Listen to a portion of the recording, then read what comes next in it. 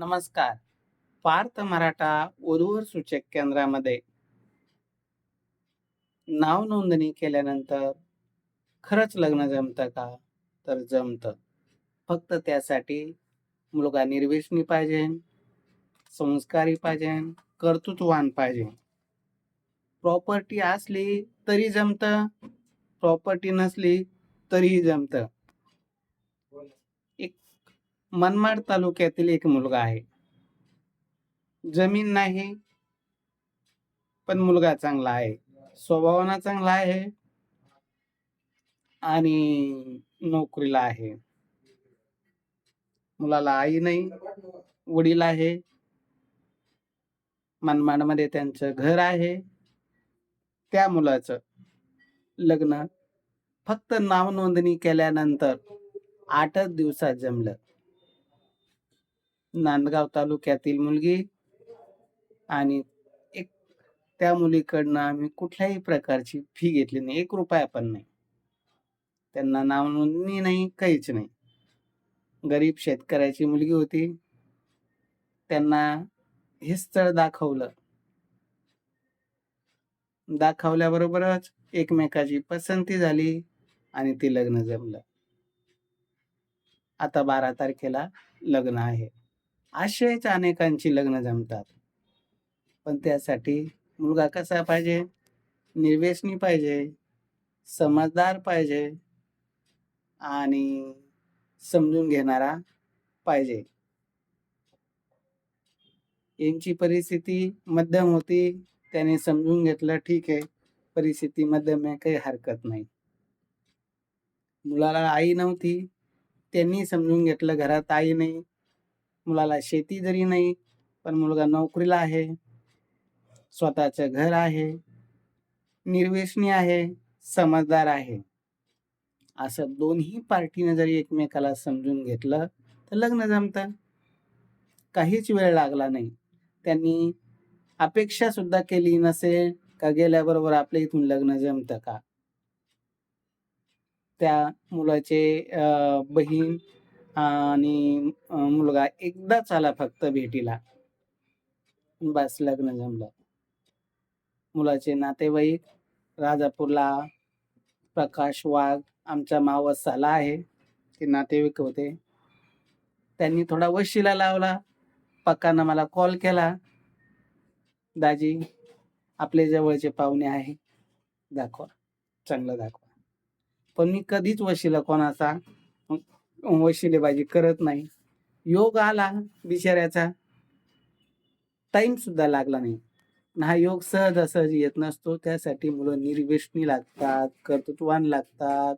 शेती, प्रॉपर्टी गडगंज आहे का इकडं, पण अजून लग्न जमत नाही. आज माझ्याकडं कोट्याधीश मुलं आहे, पण त्यांची लग्न जमेना.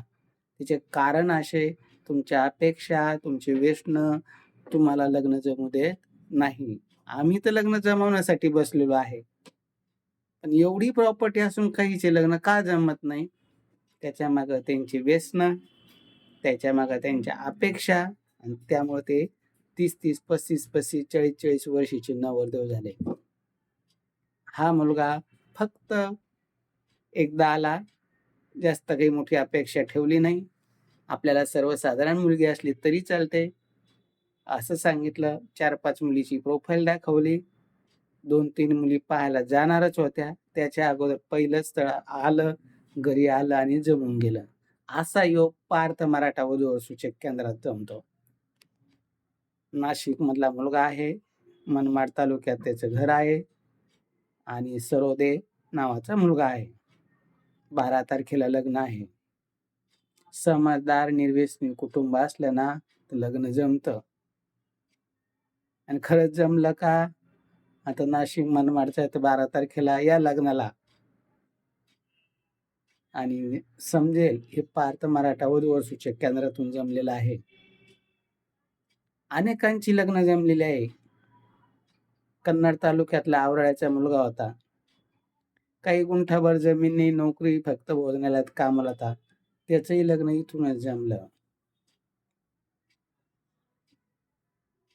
अशी कमी शिकलेले जरी असेल किंवा जमीन जुमला नसेल त्यांचीही लग्न जमतात. फक्त मुलं कर्तृत्ववान पाहिजे आणि निर्व्यसनी पाहिजे आणि अपेक्षाखोर नको. त्यांची लग्न निश्चित जमतात. इंजिनिअर, डॉक्टर, अधिकारी यांचे तर जमणं तो भाग वेगळा.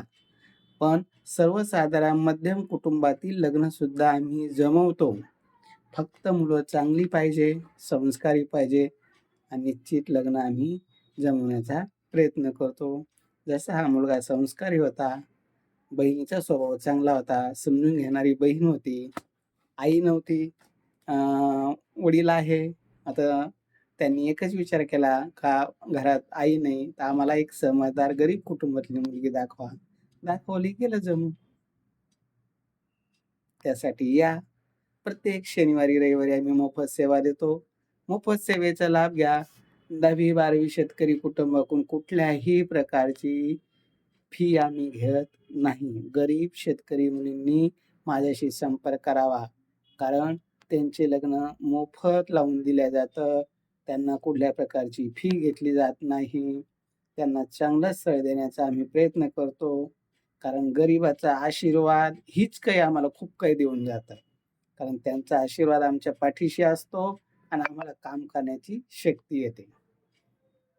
तर हा माझा खास शेतकऱ्याच्या ज्या मुली आहे, त्यांच्यासाठी हा व्हिडिओ आहे. त्यांनी आवर्जून माझ्याकडं मुलीचा फोटो, बायोडाटा शेअर करावा.